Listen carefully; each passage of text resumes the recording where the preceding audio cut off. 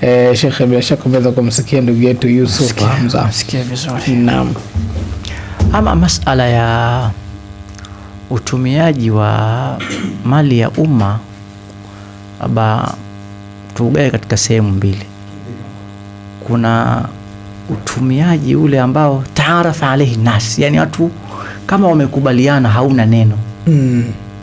Vitu vidogo mathalan, kuna mtu kawasha taa yake, alafu wewe ukaenda pale ukafanya vitu vyako binafsi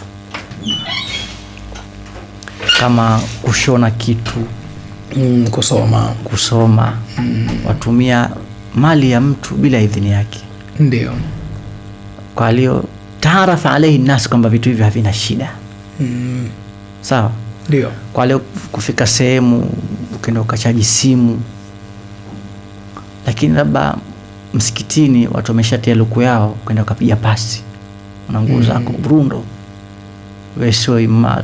Tuchukulie inawezekana ni mswaliji tu pale. Ndio. Ukaenda ukachukua nguo zako rundo pale kwenda kupiga pasi. Kweli jambo hili, na hasa unajua vijijini wenyewe kipiga kitia umeme shilingi 2000, shilingi 1000. Naona. Sasa kuna baadhi ya vitu kweli nahisi kwamba hivi ambavyo urufi wa watu, mazoea ya watu, ikionekana hili ni kubwa, unapata madhambi.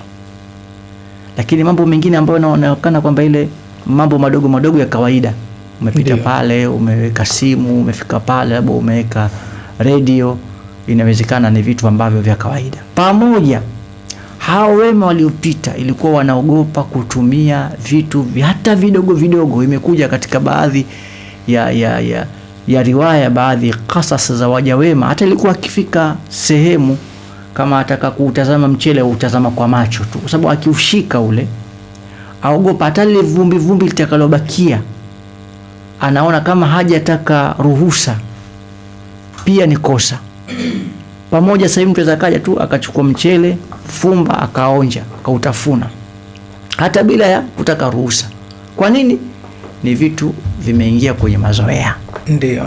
Na adatu nas inaonekana ni vitu ambavyo havina shida, ila waja wema ilikuwa hawapendi kitu cha mtu hata kama ni kidogo kiasi gani, ilikuwa mtu anaogopa. Na ndio maana nimalizie ili sali, kuna siku moja aliulizwa Imamu Ahmad kwamba mimi kuna mtu amewasha taa, je, inajuzu kushona kitu changu bila kutaka idhini? Imamu Ahmad akasema muangalie binti atoka nyumba gani? Ndio. Vipi, yani malezi aliolelewa mpaka amefikia nuru taa ya mtu kutumia kushona kitu akawa hajaomba ruhusa, anaona ni kosa. Kwa nini?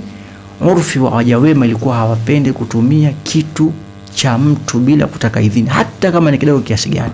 Ila katika zama zetu, wal ilmu indallah, urfi wetu sisi vitu vidogo hivi vina ruhusa ya mazoea, vikiwa vikubwa inakuwa ni kosa. Wallahu aalam.